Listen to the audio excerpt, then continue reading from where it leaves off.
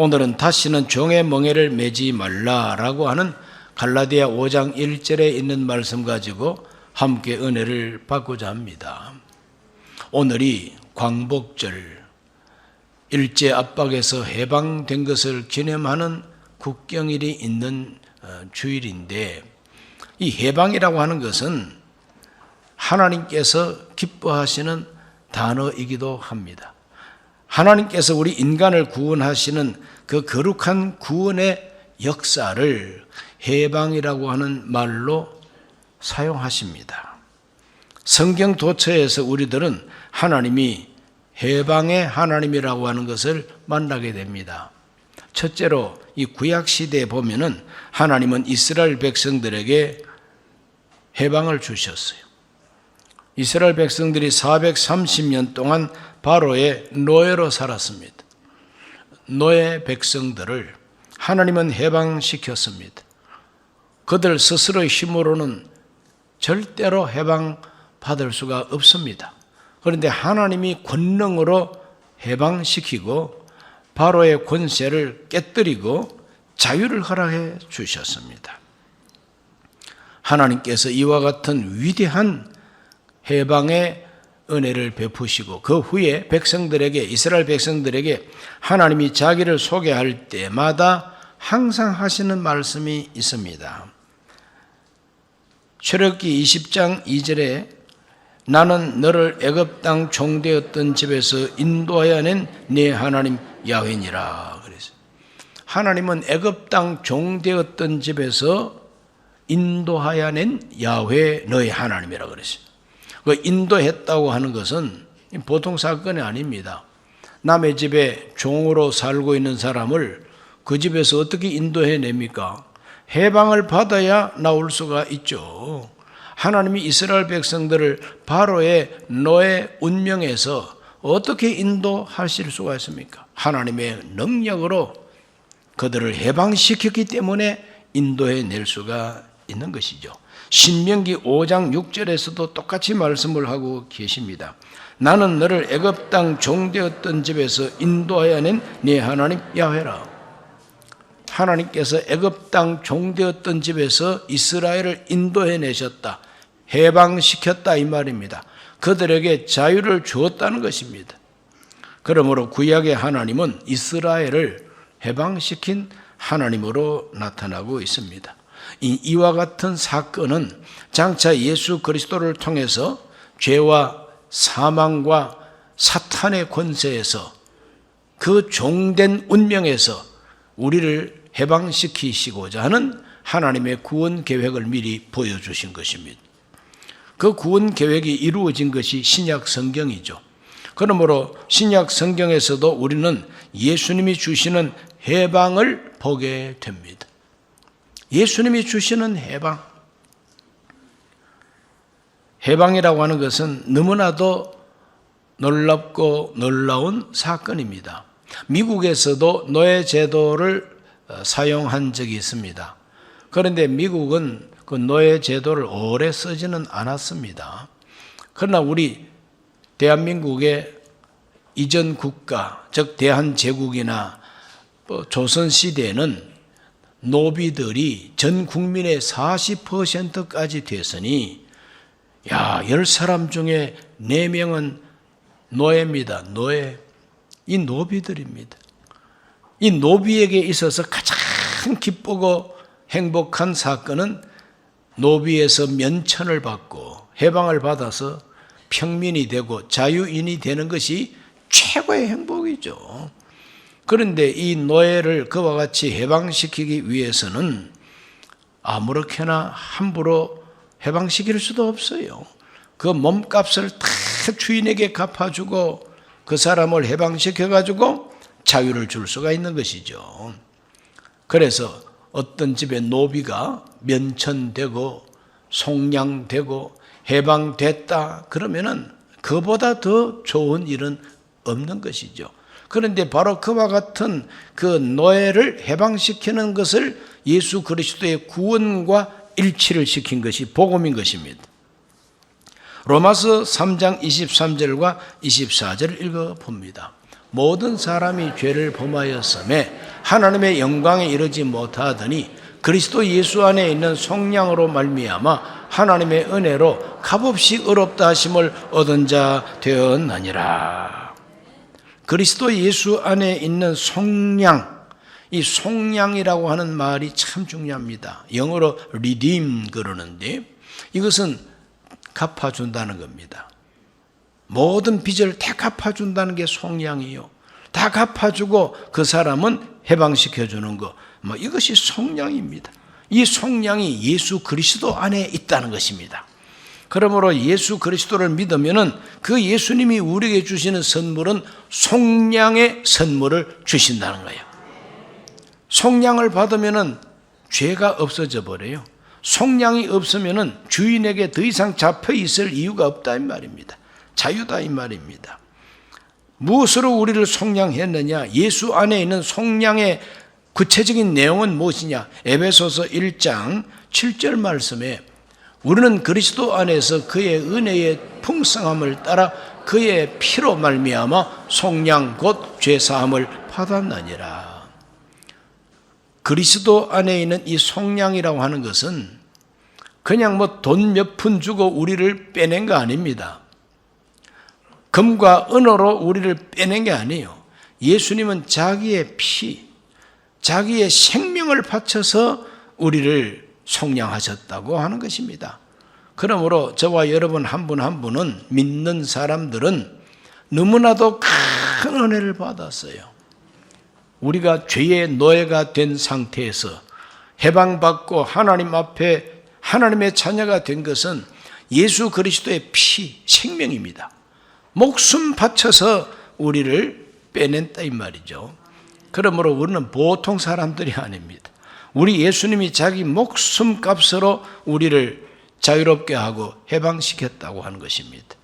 사도 베드로는 이것을 베드로전서 1장 18절과 19절에서 이렇게 말하고 있습니다.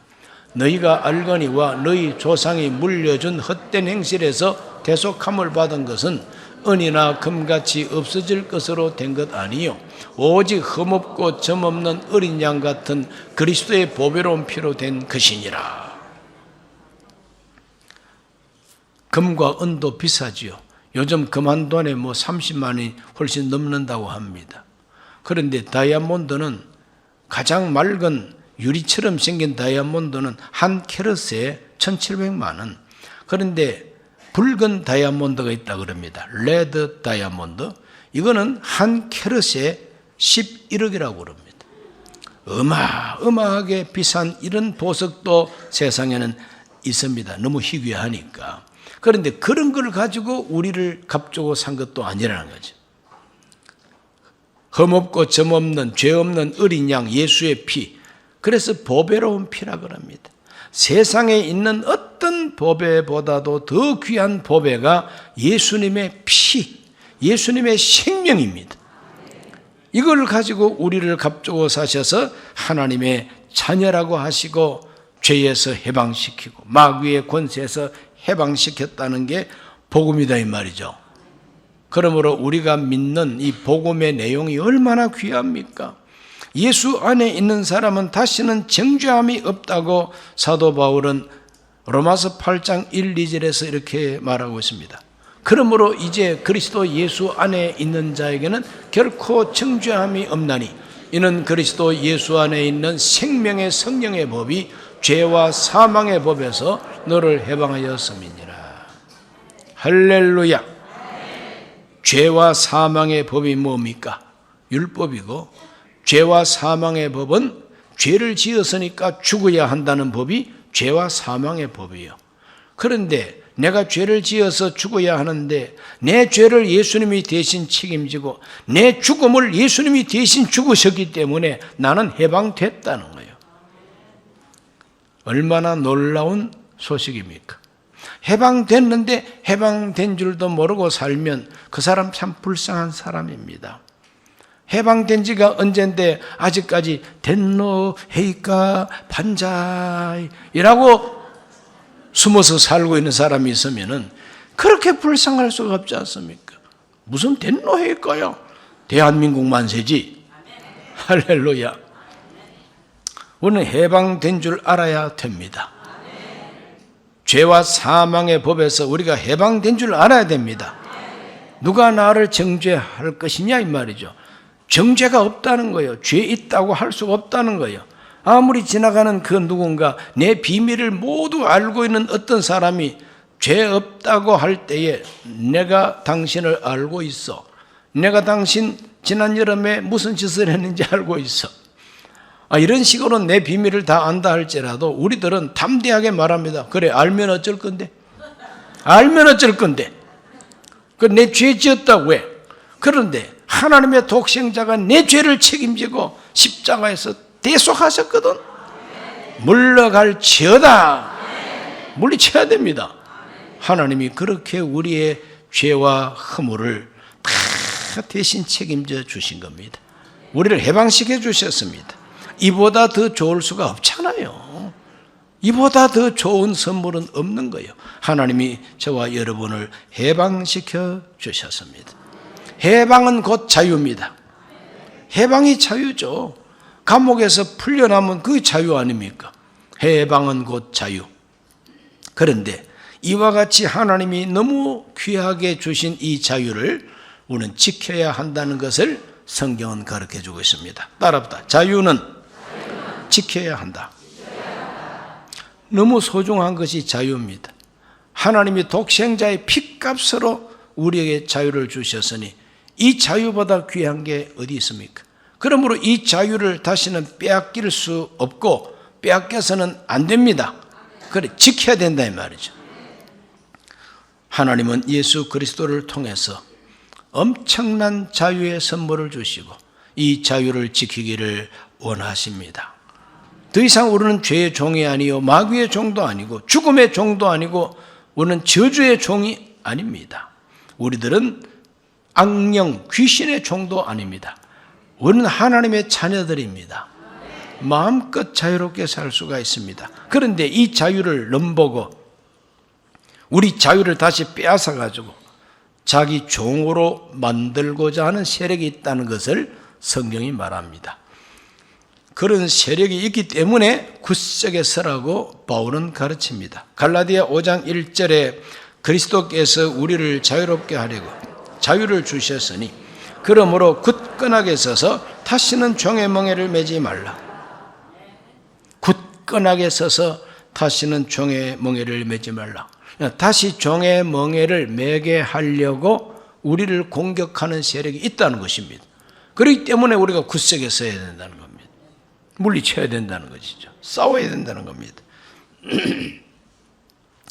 실제적으로 죄의 세력이 세 가지 요소가 있습니다. 우리를 다시 종의 멍에를 매게 하려고 하는 세 가지 세력이 마귀, 그리고 세상 풍조, 또 육체의 욕심, 이 세 가지가 우리를 다시 죄의 종으로 만들고자 하는 세력들입니다. 호시탐탐하고 있다 이 말입니다. 그렇기 때문에 우리가 굳세게 서야 된다고 바울은 가르쳐주고 있습니다. 이와 같은 세력을 우리가 대적하고 이겨내기 위해서 어떻게 해야 될 것인가를 사도 바울이 이렇게 가르쳐 주었습니다. 에베소서 6장 10절로 11절 끝으로 너희가 주 안에서와 그 힘의 능력으로 강건하여지고 마귀의 간계를 능히 대적하기 위하여 하나님의 전신갑주를 입어라 그랬어요. 하나님의 전신갑주를 입어라. 왜? 마귀가 간계를 가지고 있으니까. 간계가 뭡니까? 간교한 계획들입니다. 아주 그냥 잔꾀입니다. 마귀의 이 잔꾀가 아주 교묘해요. 그러므로 마귀의 간계가 있기 때문에 이걸 대적하기 위해서는 하나님의 전신갑주를 입어야 된다는 것이 바울의 가르침인 것입니다. 우리 모두가 하나님의 전신갑주 입으시기를 바랍니다. 전신갑주, 전신이 뭡니까? 온몸입니다. 갑주는 뭐냐? 갑옷이죠. 머리에는 투구를 쓰고 가슴에는 흉배를 붙이고 허리띠를 졸라매고 한 손에는 방패, 한 손에는 칼을 들고 구두는 군화를 신어야 된다는 겁니다. 전쟁하러 나가는 군인이 스리빠 질질 끌고 나가가지고 전쟁할 수가 있겠느냐요. 군사로서 전쟁하러 나가려면은 반드시 군화를 신어야 되는 것처럼 하나님의 전신갑주로 무장을 해야만이 마귀를 이길 수가 있다는 것이죠. 우리 모두가 전신갑주를 입고 마귀를 대적할 수 있으시기를 바랍니다. 사도 베드로는 베드로전서 5장 8, 9절에서 이렇게 가르쳐 줍니다. 근신하라, 깨어라. 너희 대적 마귀가 우는 사자같이 두루다니며 삼킬 자를 찾나니 너희는 믿음을 굳건하게 하여 그를 대적하라. 이는 세상에 있는 너희 형제들도 동일한 고난을 당하는 줄 알미라. 세상에 있는 형제들이 온 세상에 있는 크리스찬들이죠. 이 온 세상에 있는 크리스천들이 모두가 다 똑같은 고난을 받고 있다는 겁니다. 모든 크리스천들이 공격을 받고 모든 크리스천들을 집어삼키려고 마귀가 우는 사자처럼, 배고픈 사자가 울지요. 배고파서 우는 사자처럼 삼킬 자를 찾으려고 두루두루 이렇게 다닌다 그랬어요. 이것을 대적하고 이기기 위해서는 믿음을 굳세게 해야 된다고 가르쳐주고 있습니다. 믿음을 굳세게 해야 된다. 어떤 믿음이냐? 너까진 마귀는 아무것도 아니라고 하는 믿음을 가져야 되는 거예요. 왜 아무것도 아니냐? 하나님이 독생자 예수 그리스도의 이름 권세로 마귀의 머리를 이미 밟으셨다요. 마귀가 우리를 지배할 수 있는 조건이 뭐냐? 내가 죄가 있으니까 그 죄를 붙들고 너는 죄인이니까 너는 죽어야 돼. 이것이 마귀의 권세입니다. 그러나 예수님께서 내 죄를 책임지고 대속했으니까 마귀가 잡을 수 있는 죄가 없어졌잖아요. 그러므로 사탄아 너는 잡을 게 없어. 물러가. 구원받은 믿음을 확실하게 가져야 돼요. 예수님이 나의 구주임을 확실하게 믿어야 됩니다. 사탄의 머리를 예수님이 밟았다는 믿음을 가져야 됩니다. 너는 이제 더 이상 나를 부려먹을 권세가 없다는 거예요. 확실하게 알고 대적하고 말로도 대적할 수 있어야 됩니다. 귀신아 물러가라. 사탄아 물러가라. 담대하게 대적할 수 있어야 됩니다. 믿음을 굳세게 가져라 이 말이도. 예수를 믿는 믿음, 살아계신 하나님을 믿는 믿음, 내가 그 자녀가 됐다는 이 믿음, 우리가 기도하면 하나님이 내 편이 되신다는 믿음, 믿음을 굳세게 하면은 마귀를 이길 수가 있다는 것이 베드로의 가르침인 것입니다. 그러므로 자유는 지켜야 된다고 하는 이 원리, 이 진리를 잊지 말게 되시기를 바랍니다. 구약에서는 이스라엘 백성을 해방시켰고 신약에 와서는 예수 그리스도를 통하여 모든 믿는 자를 해방시키시고 해방받은 우리들은 이 거룩한 자유를 지켜내야 된다는 것입니다. 내 영혼과 내 존재를 구원하기 위하여 예수 그리스도의 해방을 우리에게 주셨습니다. 그러니까 영혼 구원뿐만 아니라 구원받은 내 몸뚱아리를 가지고 살아가는 세상살이, 이 살아가는 바로 이 세상을 우리는 역사라고 그럽니다. 사회라고 그럽니다. 그러므로 오늘 우리들은 이 사회와 역사를 떠나서는 존재가 불가능하지 않습니까? 그렇다면 내가 살고 있는 이 시대와 이 역사를 어떻게 살아야 될 것인가? 역시 자유를 지키면서 살아야 됩니다. 하나님은 대한민국 역사 속에 하나님이 세계를 경영하시는 주권을 가지고 큰 선물을 주셨으니 78년 전에 해방을 주셨습니다. 해방을 주셨어요. 오늘 저와 여러분들은 일제로부터 해방되었습니다. 뭐 더 이상 일본 째려보지 않아도 이제 일본이 우리를 부러워하는 이 정도가 좀 됐습니다. 그러므로 너무 일본에 신경 쓰지 말게 되시기를 바랍니다. 벌써 해방받았어요. 1945년 8월 15일 원자 폭탄 막 두 방을 내리맞더니 천황이 막 무조건 항복해버렸습니다. 일본이 항복하자마자 일본이 지배하고 있던 지역은 다 해방받은 거죠.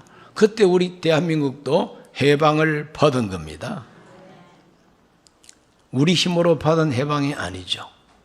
미국이 원자폭탄을 투하하고 태평양 전쟁에서 10만 명 이상 죽으면서 승리를 통해서 우리에게 선물처럼 주어진 그 역사 사건이 해방이라고 하는 것을 알아야 됩니다. 그러므로 20세기에 일본의 종로로 타던 대한민국이 해방을 받았다는 것은 미국이 큰 희생을 지불하면서 우리에게 주어진 선물이라고 하는 걸 우리가 안다면은 반미운동 하면 됩니까? 미국 물러가라 그러면 됩니까? 미국을 막 미워하면 됩니까? 안 되잖아요. 엄청난 선물을 희생을 지불하고 줬지 않습니까? 그게 사실인데 뭐. 뿐만 아니라 해방의 목적은 자유를 누리는 겁니다. 이 자유를 누리고 지키기 위해서 하나님은 자유민주국가 세우게 해 주셨어요. 그래서 75년 전 1948년 역시 8월 15일에 대한민국 정부가 수립됐습니다. 여러분, 해방보다도 더 귀한 것이 건국이라고 하는 걸 알아야 됩니다. 해방받았다고 해서 다 된 거 아니에요. 해방은 받았는데 이 해방된 이 백성들을 또 어떤 나라가 주워 먹을는지 알 수가 없잖아요. 이제 어떤 나라도 주워 먹지 못하게 하는 것이 바로 뭐냐? 건국이라는 거예요. 해방받은 우리는 대한민국이라고 하는 자유민주국가를 건설했기 때문에 다시는 이 자유를 뺏기지 않고 지금 잘 유지하고 있고 남의 나라의 도움을 받아야만 살 수 있던 이 가장 빈곤했던 대한민국이 지금은 세계 6대 강국이라고 인정도 받고 말이죠. 무역 대국이 되었고 한국에서 만드는 이 무기가 최고라고 얼마나 우리 한국이 요즘은 인기가 있는지 몰라요. 잘 사는 나라 됐지 않습니까? 이건 어떻게 가능했습니까? 대한민국이라고 하는 나라를 세웠기 때문에 가능한 것이죠.